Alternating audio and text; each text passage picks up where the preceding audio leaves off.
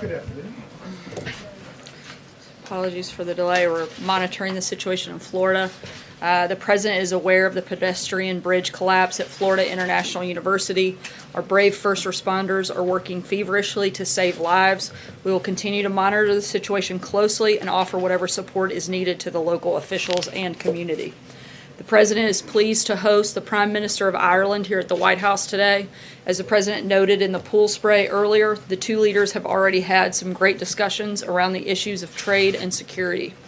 The various events taking place today, both at the White House and the Capitol, are intended to celebrate America's commitment to peace and security in Ireland. And we are pleased to report that the relationship between our two countries is stronger than ever. Looking ahead to next month, I'd like to announce that the University of Alabama Crimson Tide football team will be our guest here at the White House on April 10th. That was a little painful to read, but at least they are an SEC team, so I'm going to let that slide.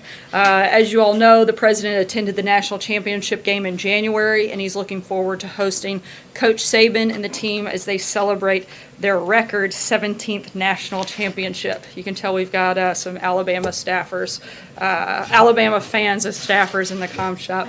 It's been a while since we read a letter here in the briefing, and today I have a great one from 10-year-old Paris Stupar. She's a self-proclaimed Army brat who's doing some wonderful service work in her community. My name is Paris, and my sister's name is London, she writes. My sister and I have been stationed all over the world. It has really been a great adventure. We're currently stationed at Fort Campbell, Kentucky. We are so patriotic in everything we do.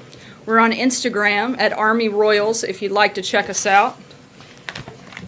Over this summer, I used my allowance and raised enough money to get 43 backpacks full of school supplies for military children in need.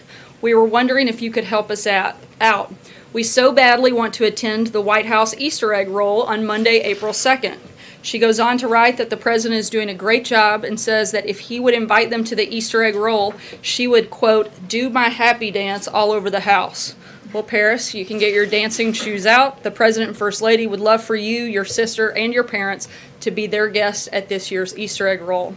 This event is a timeless tradition that dates back to 1878 under the administration of President Rutherford B. Hayes. This year marks the 140th annual Easter egg roll, and with you guys in attendance, we know it will be an extra special one. To make it even more special, I'd also like to extend an invitation to the children of the entire White House press corps to attend as our guest as well. If you're interested in having your kids join us for the event, please contact the press office to work out those details. And on that happy note, I will take your questions. Jonathan. Sarah, the president said last July that it would be a red line if the president, the president said last July it would be a red line if the special counsel were to investigate the Trump family's personal financial dealings. It's now been reported that the special counsel has subpoenaed the Trump organization for its dealings with Russia. Is this a red line? Is the president upset about this? As we've maintained all along, and as the president has said numerous times, there was no collusion between the campaign and Russia. For specific questions regarding the Trump organization, I would refer you to them. But is that statement the president made in that interview back in July still stand, that it would be a red line for the special counsel to be investigating the Trump? We're going to continue to fully cooperate out of respect for the special counsel. We're not going to comment for any specific questions about the Trump organization. I'd refer you there. And if I could just ask you about the poison attack in Great Britain. The president's now said he believes that it looks like Putin authorized it, that it looks like the Russians did this. What will be the response? Will Russia pay a price? Will the United States make Russia pay a price for doing this? Look, the United States, as we have said all along, stands in solidarity with its closest ally, the United Kingdom. We share the United Kingdom's assessment that Russia is responsible for the reckless nerve agent attack on British citizen and his daughter. And the United States is working together with our allies and partners to ensure that this kind of abhorrent attack does not happen again. For anything further, we'll keep you posted. Phil?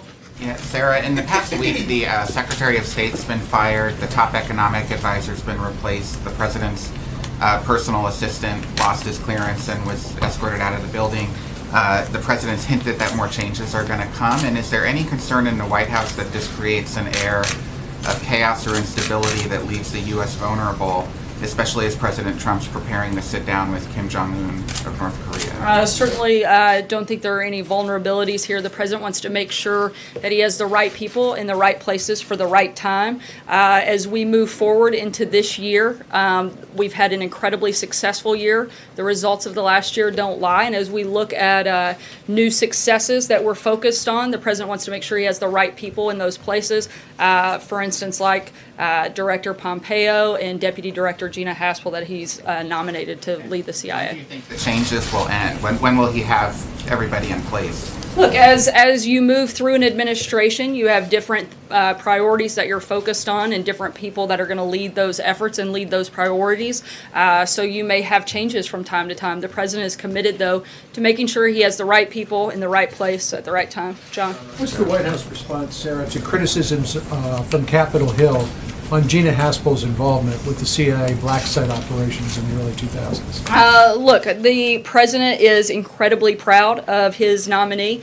She's highly qualified, highly recommended, highly respected from both sides of the aisle, particularly within the intelligence community. I would point you to some people that are not usually those that often sing praises of the president, like Leon Panetta, James Clapper, and others, where they have publicly shown broad support for his nominee. And what's the president's response to Democrats on Capitol Hill who voted for Mike Pompeo for CIA director in his confirmation and are now saying, we're rethinking?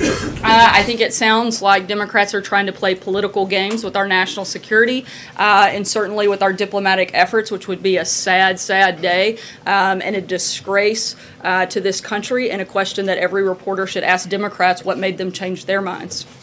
Mara? I have two questions, one on DACA and one on trade.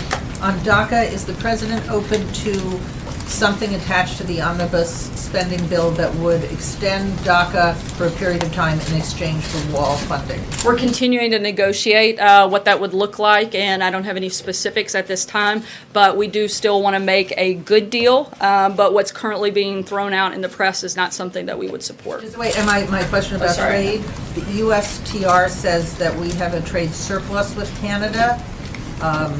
The president says we don't. How do you reconcile those two things? Well, for one, they're not taking into account some of the additional things like energy and timber that wouldn't be included in those numbers. And once you include those, it shows that there actually is a deficit. John? Are there any other economic indicators that the White House disagrees with that come out from the federal government besides this particular economic indicator? Obviously, the USTR is putting out one number, $12.5 billion surplus. You say that's not accurate. What's your number? I would say it's not complete. There are plenty of things once you take into the full account of all of the trade between the two countries that show that there actually is a deficit between those two. John? I think Sarah has to do, I'm sorry, Sarah. The other thing has to do with a story which appeared first in the Washington Post about an audio portion from a fundraiser the president had in Missouri, in which he said he was not exactly truthful in his conversation with his counterpart from Canada, Prime Minister Trudeau. That's actually not what he said. Can you say what he said? And also I'll let you answer this. Are there other times that the president has had conversations with his counterparts from around the world in which he is not accurate in terms of the conversation that he's having with them? Well, the president was accurate because there is a trade deficit, and that was the point he was making, is that he didn't have to look at the specific figures because he knew that there was a trade deficit, whether they got down into the dollar amount or not. There is a trade deficit between the two countries. I don't have that number right in front of me, but I know that we have it. We'll be happy to provide it to you. John? Thank you, Sarah. Two questions. You talked about Democrats playing political games with the nominations of Director Pompeo and Ms. Haspel to the CIA. Rand Paul came out against both nominations and used some pretty strong language about him. Is Republican Senator Paul playing political games as well? Well, I think the point specific to the question that was being asked, people that had supported Director Pompeo already through the confirmation process. Look, we have two incredibly skilled, very highly qualified individuals that to lead these two agencies. We're very proud of these nominees and fully expect them to both be confirmed. Peter? His language, Senator Paul's language, doesn't disturb the White House about the nominees at all? Certainly. As I just said, these are two highly qualified and highly skilled, highly recommended individuals that should be confirmed, and we fully expect that they are. I was referencing a specific question about the hypocrisy of the support for Director Pompeo in previous processes. The question is that Spain and South Africa both have relatively small steel industries.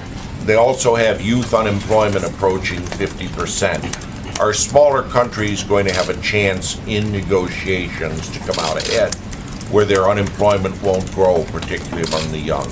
As we've said, we're going to have those conversations with specific countries, but the decision will ultimately be made on a national security basis, and that would have to be determined country by country, and I couldn't speak to those two specifically today. Sarah, the President's expressed a willingness to work with Vladimir Putin, and now is evidenced by the sanctions, the DHS and FBI's new information they put out today. There has been more bad behavior by Vladimir Putin and the Russians since President Trump took office. So is Vladimir Putin playing President Trump?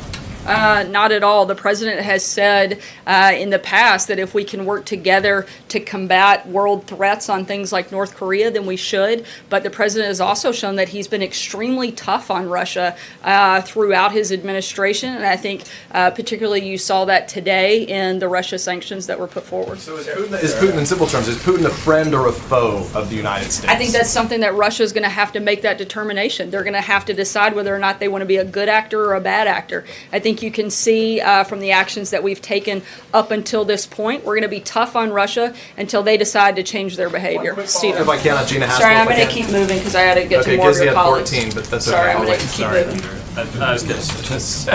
Sarah, if I could ask, does the president feel the Justice Department should act by Sunday to fire Andrew McCain? That's a determination that we would leave up to Attorney General Sessions, but we do think that it is well documented that he has had some very troubling behavior and by most accounts a bad actor and should have some cause for concern, but that would be a determination that DOJ would have to make. He should not receive his full pension as a result of... As I just said, that would be a decision that Department of Justice would have to make. Jeff? Sir, if I could follow on what John was asking earlier about the red line, just to get some specific clarity on that. The question as asked was about a red line if the finance questions went beyond anything relating to Russia. Does the president still believe, does he draw a distinction, do you know, between a red line on family finances separately from family finances or business finances relating to Russia as it pertains to this case? The president believes very strongly there was no collusion between the Trump campaign and Russia. We're going to continue to cooperate with the special counsel, and for questions specific to the Trump organization, I would refer you to them. Timing. Do you believe that the timing, what does this show about the timing and the speed and drawn-out process of this investigation? The president's attorneys have, repeatedly said this will be over by Thanksgiving, Christmas, into the year. Do you believe this has been drawn out too long? Does the president believe it's been drawn out too long, or is he willing to sit back and wait a bit longer? Look, we've seen just this week the House Intelligence Committee come out and say that they thought there was no collusion. We're going to continue to cooperate with the special counsel, and we look forward to them concluding soon. There's only some Republicans on the committee. It was not the entire committee. It was some Republicans on the committee. In fact, 2 Republicans on the committee said it didn't show that at all. Individuals that have spent a great deal looking at this. Again, we're going to continue to cooperate with the Office of Special Counsel, and we look forward to them coming to the same conclusion. Catherine. So the president's made his commitment to veterans very clear during his time in office and on the campaign, talking about how he wants to take care of them. Does he currently believe that America's veterans are well served by David Shulkin? Look, the president has a large number of individuals that are working hard to make sure that the VA is helping veterans at the best level possible. We're continuing to review if there are anything that we can do to improve on that system, and as we make changes, we'll let you know. Does that include replacing or changing the leadership? I don't have any personnel announcements, but I can tell you that every day we're looking for how we can better the system, whether it's through policy changes or personnel changes, not just at the top level, but across the board. We've already made a number of changes within the personnel and made sure that we're looking at how we can best serve our nation's veterans. David? Thank you, Sarah. One on Russia and one on a cabinet member. Is it the Trump administration's own assessment that Russia was behind the nerve gas attack in Salisbury, or are you just adopting the UK's assessment? We're working in close coordination with the United Kingdom. So the U.S. doesn't really have its own position? It hasn't done its own investigation on this yet? We have a position, I've clearly stated, but we're working in conjunction with the United Kingdom on this front. And then on a cabinet member, if you will, we've all heard by now that HUD Secretary Carson and his wife picked out a $31,000 dining room set for his office. They only canceled the order when it came out in the press. Is this an appropriate use of taxpayer dollars, and has the president spoken with Secretary Carson about it? Look, this is something we're looking into. I don't have any updates on that front at this point. Sarah? Sarah? Oh, thank you. So the New York Times reported today that the White House has created a working group on North Korea to prepare for the upcoming summit between President Trump and Kim Jong-un. Can you tell us what agencies are involved in this working group, who's chairing it, how often they're meeting, any information you can give us? We're continuing to move forward in this process, but I don't have any new updates or information that we can provide today. And one other, thank you. The president has until tomorrow to sign the Taiwan Travel Act, which says it should be U.S. policy to allow U.S. officials to travel to Taiwan to meet with their counterparts and vice versa. Does the president plan to sign this act, or will he veto it, or allow it to become law automatically? Final decision hasn't been made. We'll keep you guys posted. Trey? Thanks, Sarah. Today, the National Security Advisor, H.R. McMaster, had some strong words for Russia and Iran while speaking at the Holocaust Museum. How much influence did President Trump have on the words of McMaster? And could you give us a little bit of information on the current relationship between the president and his National Security Advisor? The president and General McMaster are continuing to work together to put pressure on Russia to do the right thing. Again, I think you can see what the administration's viewpoint is simply by looking at the actions that we took today by placing new sanctions on Russia. If I could ask you about the Deputy FBI Director, Andrew McCabe. The president's weighed in numerous times about Mr. McCabe on Twitter. Is the president concerned about the findings of this internal investigation? I know you said he's not commenting on whether or not he should be fired. I said he was leaving that determination to be at the discretion of the Attorney General. Peter? The president signed onto a statement along with France, Germany, and the UK on poisoning. Is that as far as it will go, or does he is he considering measures that might match what the UK has adopted in terms of diplomatic expulsions? And is there any order been given to intelligence agencies here to look out for similar possible threats on American soil? I can't get into the specifics on any potential threats, but I can tell you that we're going to continue to work with our ally in the United Kingdom, and we'll work in close coordination with them moving forward. We'll keep you posted if any specific actions But the actions are under consideration. I'm not going to get ahead of anything that we may or may not do, but I can tell you that we're going to continue to stay in close coordination with our ally. Thank you.